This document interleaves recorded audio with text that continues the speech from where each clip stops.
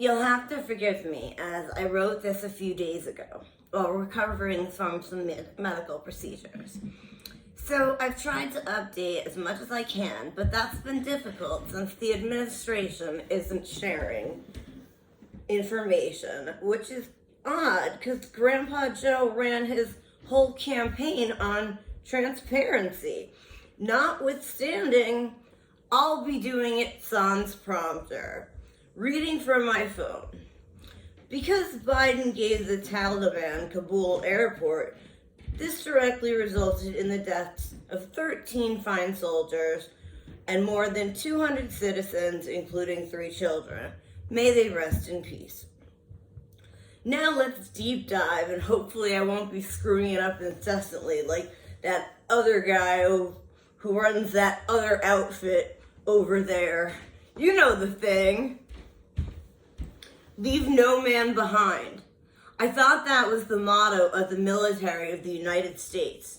But apparently, our completely cognizant president, the commander-in-chief, forgot all about the Americans and the many Afghanis who are still there who risked their lives to help us. So I ask you, just how many have we and will we leave behind? Your administration, of course, won't give us actual numbers, so that way we'll be in the dark as to how many will be left. And the only reasons you're upset with the 2 senators who took it upon themselves to go was because you knew they'd see things that you didn't want them to see, and quite frankly, because you couldn't take the credit for it. In fact, regarding this humanitarian crisis, yes, you, Mr. President, created this nightmare and had the nerve to blame it on the Afghani army. You should be ashamed of yourself. Most Americans are. Instead of addressing the nation immediately, you hid at Camp David, only when the media reports were so shockingly horrific, which honestly was astounding, because normally your butt's been wiped. And thank you, Mr. President, for assuring us that it had been. I'm sure we're all sleeping better now since. However, when the MSM was finally giving you scathing reviews, did you crawl out from your little hole to address the people, merely to cowardly walk away only after a few extraordinarily softball questions? Furthermore, it took you 36 hours to respond to Boris Johnson, the Prime Minister of Great Britain, our greatest ally. Seriously, bro? Because if that's leadership, my cat GW is equally equipped to be at the helm of the U.S. military and its great soldiers as you are. You shared military intel with ISIS and gave names of Americans and the Afghans who helped us. If you think they will not be tortured before they die, you have no idea what's going on. I take that back. You really have no idea what's going on. Those poor people will have their nails pulled out at the roots, be beaten on the feet so that they can't walk, meaning they'll have to crawl demeaningly anytime they have to move. Christians may be crucified because that's what the Taliban does. And it's on you, Biden. All of their upcoming torture, all of their torture, all of their screams from the pain will be because of you. How will you sleep knowingly they're going through that solely because of you? There has never been a U.S. president who was such a traitor to our country that he was willing to give names of our people who risked their lives to help us to a terrorist organization. Furthermore, you're making us look like we take it in the butt because you're letting the freaking Taliban dictate the terms of everything. So apparently the Taliban is now the new superpower of the world, not the U.S. Thanks, Joe. Yeah, thanks for that. I don't know of any president, Democratic or Republican, who would have messed up in this gargantuan way. You did so. So, to quote former President Barack Obama regarding Biden's thoughts on foreign policy, never underestimate Joe's ability to mess things up. Only he didn't say mess. Oh, and Mr. Biden, Mrs. Biden, while I realize your doctorate is in education, thereby having nothing to do with anything remotely medical, but your husband touts you as the best doctor he knows. Then again, he also said your son Hunter is the smartest man he knows, and with all that Parmesan cheese, like, his brain really it must look like Swiss cheese. However, even with a PhD, you should realize what you're doing by shoveling your clearly cognizant, declining husband out to the podium to have him screw up our country and other foreign relations in less than 8 months, which I must say is quite an accomplishment. To quote Ron Burgundy, I'm not even mad. I'm impressed. Furthermore, you have him stutter, forget names, and dribble nonsense, while sometimes falling asleep speaking with the Prime Minister of one of our greatest allies, who you've recently treated like garbage to side with Iran. And you know what? The Israeli army is going there to get people out. Now that's leadership. And man, do the Israelis have it in spades. Not only is his obvious cognitive decline thoroughly embarrassing to our country, and quite frankly, the entire world, but moreover, it's elder abuse.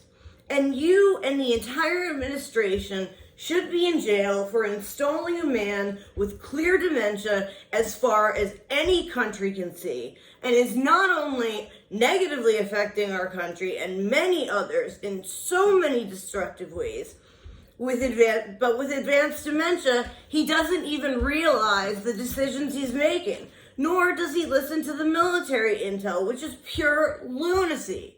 He just does what he wants, regardless of what he's told. Word of advice, check your ego. It's been 242 days. Give me some time. As bad as a president as he is, he's still an old man and he doesn't deserve this. In any other situation, the police would have, and rightly so, made a welfare check. But I digress. Getting back to my scathing thoughts about the destructive. You'll have to forgive the alliteration. About the deceptive demon. You callously shrugged off the deaths of terrified people falling to the tarmac from the sky, so desperate to escape the Taliban, they were willing to jump on the wings and the wheel wells of a jumbo jet. And your callous response was, that was 4 days ago. No, Mr. President. At that point, it had only been 2 days, but regardless, I don't care if it had been 1 or 100. Those were innocent lives lost, and the blood's on your hands. Oh, and by the way, it's Taliban, or not Taliban, or whatever the hell you say.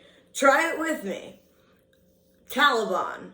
Because the accent is on the first syllable, not the second. Oh, and as an Arab, when you try to be culturally apropos, or whatever the hell you think you're doing by pronouncing it like that, just know it really grinds the gears of every Arab American, notwithstanding you sound like a moron, not only to the Taliban, but to the rest of the world. Oh, and Jen Psaki, it's Qatar, not Qatar. It's a country, not a freaking wedding. So please learn how to pronounce foreign countries' names before you address ours, pronouncing them incorrectly. It is frightfully embarrassing. And Mr. President, I go postal every time I hear your administration's utter-botched nonsense that you feign in your creepy little mind. I know you're slow, so let me rephrase this in woke so you and your administration can understand. You sound touched, bro.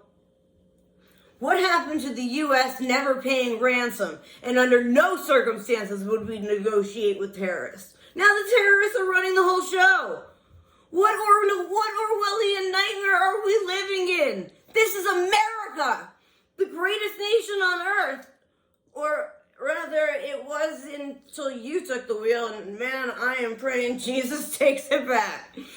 Jesus, take the wheel.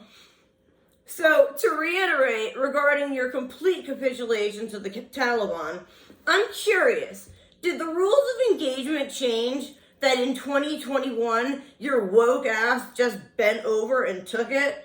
Man, you took it like a champ. I mean, hell, you broke faster than a chomo having his virginity taken his first night in jail.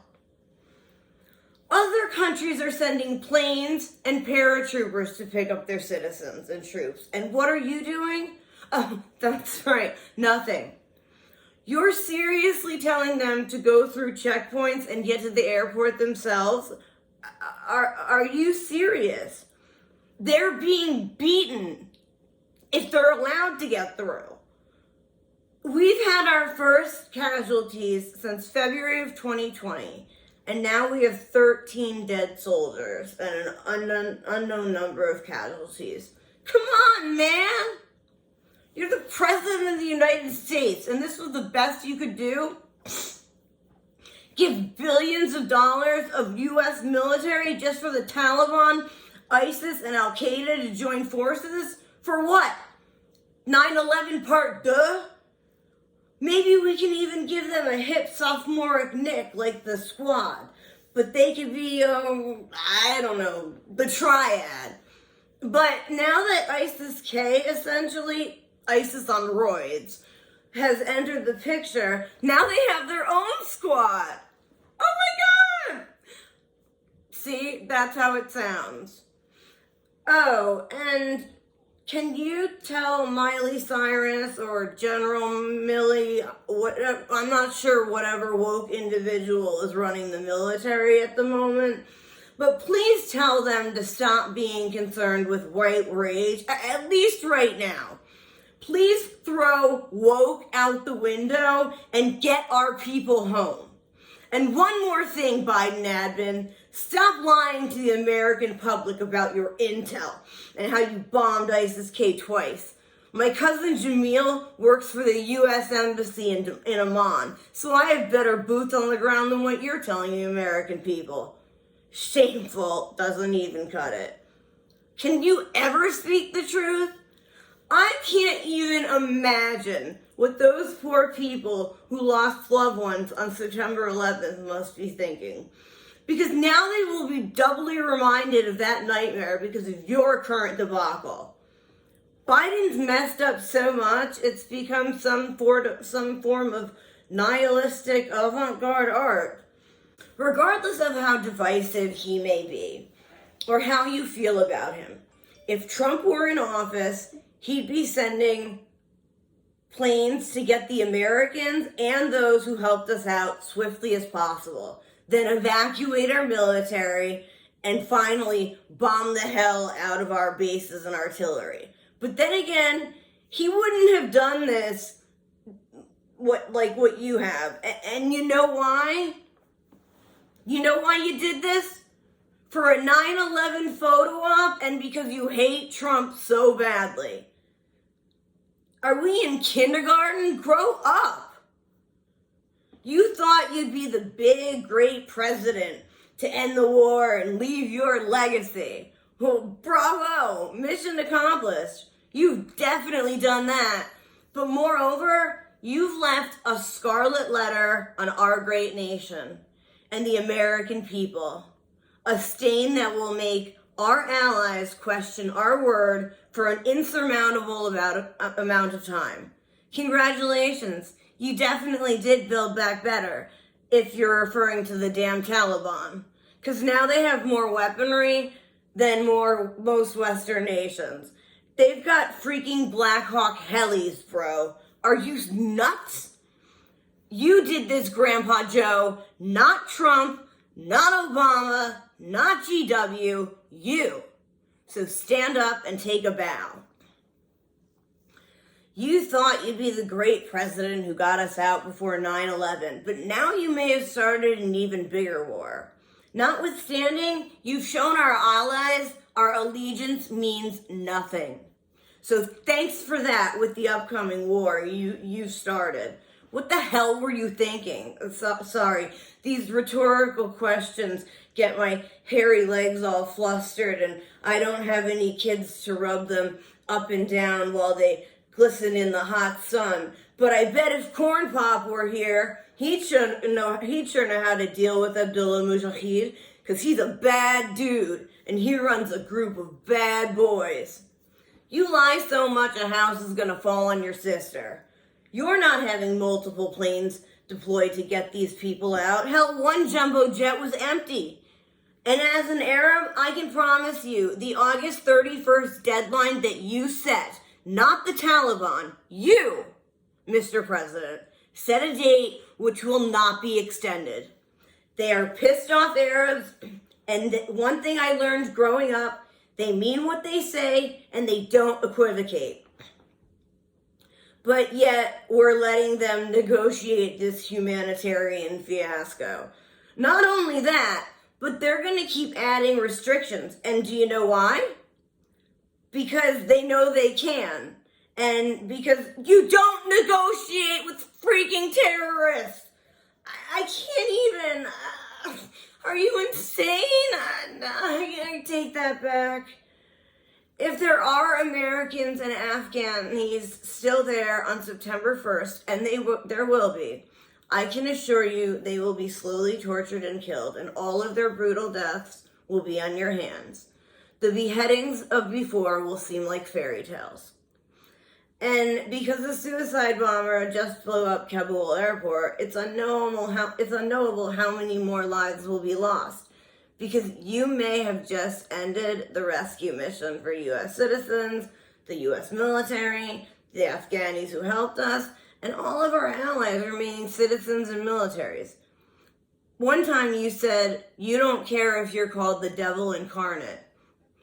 You know the phrase, if the cognitively deprived brain fits. And then you actually have the nerve to quote Isaiah, you don't care if you're called the devil incarnate. And not long after, you have the audacity to quote the Bible. Oxymoronic much? Game over, Biden. It's time for you to resign so you can do what you do best.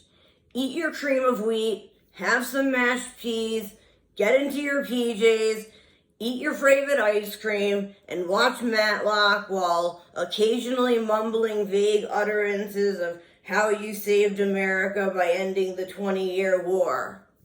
Biden, we will not forgive. We will not forget.